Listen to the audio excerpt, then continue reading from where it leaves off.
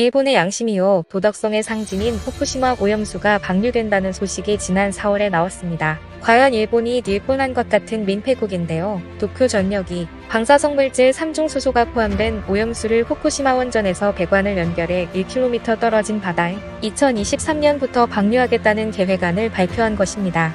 한국은 최인접국인데도 아무런 협의도 없이 방류 결정을 한 데 대해 유감을 표시했지만 미국의 지지를 얻은 일본은 전혀 들을 생각이 없어 보입니다. 9월부터 해저터널 공사를 위해 필요한 조사에 착수하겠다는 입장인데 국제원자력기구도 후쿠시마 제1원전 오염수 방류 계획을 검토하기 위해 9월 중순경 일본에 온다는 보도가 나왔습니다. 리디 에브라르 국제원자력기구 사무차장이 이끄는 전문가팀이 도쿄에서 일본 원자력규제청과 경제산업성, 외무성의 고위 관계자들을 만나 전문가들 간의 기술적 세부 사항을 논의해보고 별도의 기자회견을 갖겠다고 계획을 밝혔지만 오염수 방류 자체를 반대하겠다는 의도는 없어 보입니다. 국제원자력기구는 향후 수십 년 동안 물을 방류하는 모든 작업이 국제적 안전기준에 부합하는 방식으로 진행되는 것을 보장하기 위해 일본을 지원하고 있다는 정도입니다. 이런 입장은 한국과 중국 정부와는 다른 의견을 가지고 있는 미국의 입장이기도 한데요. 정치적으로 보면 미국이 일본을 지지하고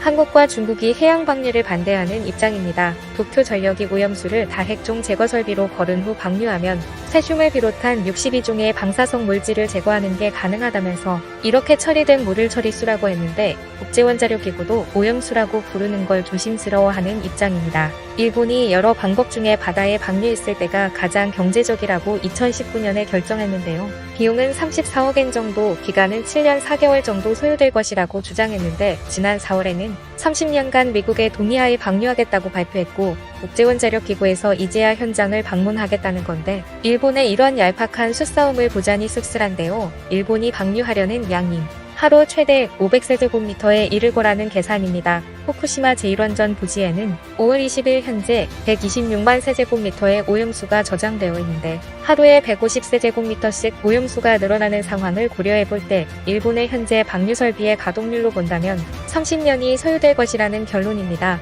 도쿄전력은 오염수를 다핵종 제거 설비로 거른 후에도 남는 3중 수소는 바닷물로 배출 기준 L의 40분의 1 이하로 희석해서 1km 떨어진 바닷속에 방출하면 된다는 겁니다. 그러나 막상 해양에 방출될 경우 일본 다음으로 피해를 입는 나라는 한국입니다. 컴퓨터 시뮬레이션 결과 편서풍과 해류의 영향으로 220일이면 제주도 해역을 덮치고 400일 후면 서해까지 도달한다는 예측이 있고 숀 버니 그린피스 원자력 전문가도 한국이 가장 위험할 것이라고 했지요. 일본 정부가 2023년 봄으로 방류 일정을 잡은 걸 보면 계속 쌓여가는 방사능오염수를 더 이상 통제할 수 없는 게 아니냐는 의문을 갖게 하는데 아베 전 총리가 올림픽에서는 후쿠시마가 완전 회복되었다는 걸 보여주겠다고 장담했지만 그 약속도 물 건너갔고 아베 자신도 올림픽 개막식에 불참해서 더 이상 오염수 정화에 대해선 거론할 형편이 아니지요. 앞으로는 밥상에서 각종 생선이나 어패류 같은 수산물은 구경하기 힘들 것 같습니다. 원자력 발전소에서 수증기를 냉각시키는 데 사용한 물을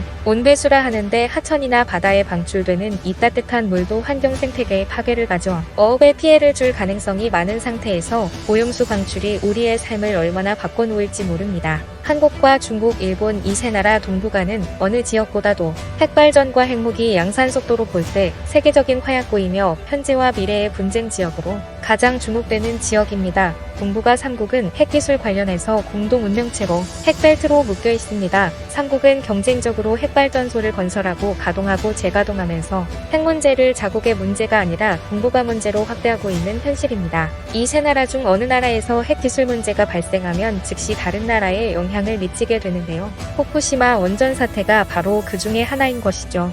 일본은 자국에서 발생한 문제로 인접국과 최대한 협의를 거쳐 결정해야 한다는 기본적인 예의를 접어버린 것이죠. 태평양 밖에 멀리 떨어져 있는 미국의 동의만 있으면 모대포식으로 돌진하니 안타까울 뿐입니다. 가장 큰 피해는 후쿠시마 주변에 있는 도시와 농어촌들이 될 것이고 다음으로는 한국의 도시와 농어촌입니다. 인류가 핵발전과 경쟁에 함몰되기 전에 관리하는 데 더 많은 투자가 필요할 때입니다. 감사합니다. 세상반응이었습니다.